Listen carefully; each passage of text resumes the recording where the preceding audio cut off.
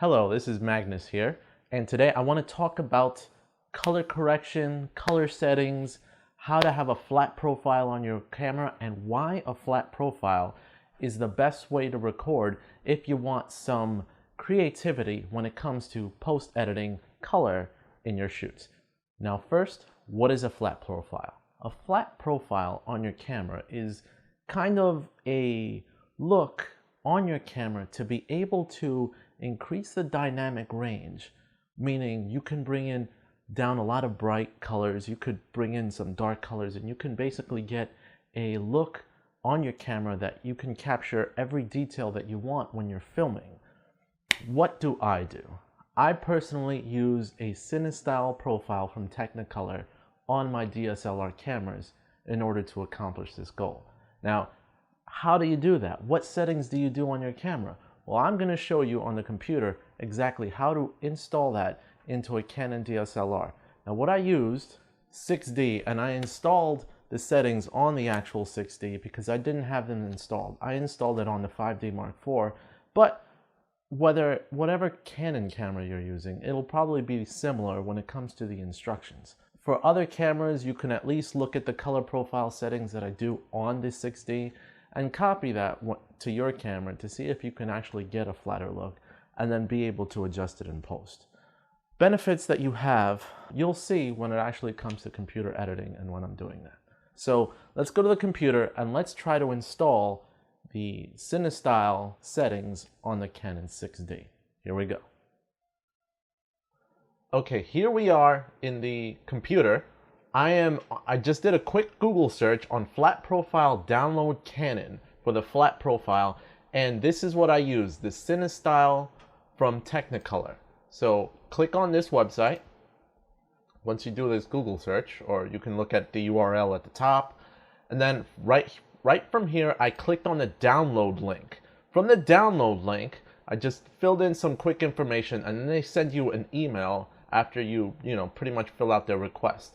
The email will come in and it will give you a download, and once you get the download, you pretty much unzip the download and you open it up. Here you have the Technicolor CineStyle download. From there, you'll want to download and use your EOS utility from Canon.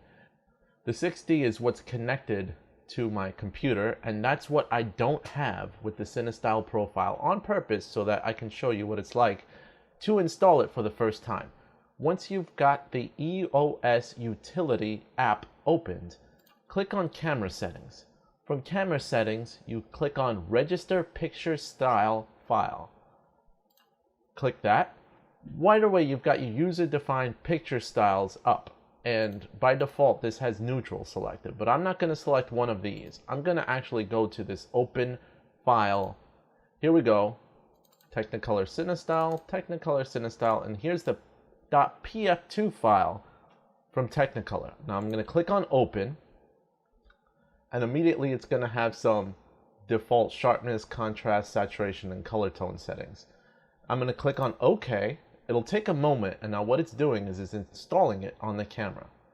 After that, I basically have it installed on the camera. Now let's go to the camera and see the settings that we've got right from there. So let me quit on this. Okay, so here I am at the 6D. Now I'm looking at the menus here, and I've got the default picture style set as neutral. Now this is where I'm going to find the new CineStyle flat picture profile. So I clicked on picture style up in the camera settings, and there it is. Under user defined, I've got CineStyle. I'm going to go into info right on the top, hitting info. Under the user-defined settings in CineStyle, sharpness and contrast by default are at 0. Now saturation as well, I'm going to bring it down to about -2. Okay, -2. And then color tone, I'll leave it at 0. Now these settings are perfect for a flat look on the picture, so that it allows you a broad dynamic range, and it allows you to really adjust the color settings to a kind of style that'll fit what your needs are. Alright, so we installed the CineStyle settings on the Canon 6D. So now what I'm going to do is, of course, the next step. I'm going to pretty much record my settings that I've got around here in this room and use that on a post shoot to see what we can do when it comes to adjusting the colors and getting a type of look that we want. So let me focus in on something here that I've got in this room. Just gonna record, you know, just what I've got here. I've got a light shining bright on me in the doorway and the couch and some settings outside. And then we're gonna see what we can do to expand this look and get just kind of a look, a stylized look, and how we can do that in Adobe Premiere. Let's go to the computer right now and see what we can do. Okay, here we are at the computer again, and I just imported that quick footage that I recorded on this set, and I'm going to just throw it into a quick timeline here. And as you can see, I was just recording, let me just mute this audio right here so we can just work on the color. But as you can see, I was just recording on the side, and if you notice, this footage is pretty flat. You've got footage coming from outside, you've got a couple of shadows that come in here, a couple of shadows created from the couch, but a basically flat image, very low in color, high in dynamic range, of course, because you've changed your camera settings in order to allow for that. In the, you know, cinema style format, which was in the camera that we downloaded. So that's a great thing that we were able to do. Now, here's where we're able to play with this and, of course, get some details and some colors back in a style that we would like. So how do we go do that? First, there's many ways of doing that in Adobe Premiere. First that I'm going to show you is basically the color workspace, which is amazing, and it allows almost DSLR-like raw manipulating of your footage. Now, this is not raw footage, so there are limitations, but at the very least, you're able to make certain adjustments and get what you need in your shot. What I want to do is actually make it a little warmer. To me, this shot is a little cool, so I'm going to warm up the temperature just a bit on this footage. Make it a little bit warmer, and then bring down some of the highlights that you've got from, especially from outside. And I'm going to increase some of the contrast, you know, which will, you know, just slight edits. Decrease exposure. I want it a little bit dark in there, a little bit darker in there to bring up some details. Decrease the shadows just a little bit, you know, and I don't know, let's bring up the blacks. Tend to like the blacks. Now, just for some footage, you know, already some adjustments that look pretty different compared to what I was doing when I was editing. So this Lumetri color that I was working with, I could turn it on and off. Now look at the original footage and look at my adjustments. And that's what filming in a flat profile allows you to do. Bring up some details, bring in some more dynamic range in your shots, and make it look that much more professional. Now, that's not the only way to make edits, of course, as I turn that off. You could also go to the effects panel right here, and by default, I have three-way color corrector. Just throw that on here in the effects panel. And even from right here, I could make it a little bit more darker.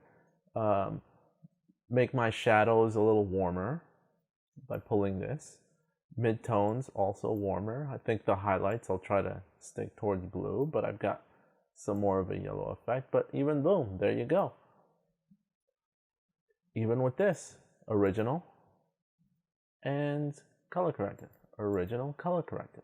See what you're able to do when you film with a flat profile. That is what I enjoy, and that's why I like doing this color correction in this manner, because you're able to really play with your footage and get a look that you're looking for when it comes to filming. There is just one of many ways that you can go and color correct your files. Now there's different LUTs that you can use. There's different programs that you could use to color correct and adjust to a setting that you like. But the truth of the matter is, when you film and you film giving yourself that ability to adjust the colors, there's a number of great things that you can do. Do you have to do it? No. Sometimes you could just adjust the color settings the way you want it on the camera. But that can be a little bit risky when you take it in post and you realize that you probably wanted something to look a little bit warmer or cooler or darker or brighter. So again, up to you. Now this has been my opinion, what I tend to do, but creativity is really up to you. Please leave comments, leave a like, subscribe. I love it. You can follow me at Twitter at Magnus547. And as always, you can make my day if you subscribe today. This is Magnus, and I'm out. Oh, watch my videos too. See if you want to see more. Right there. Don't forget to subscribe. See you guys later.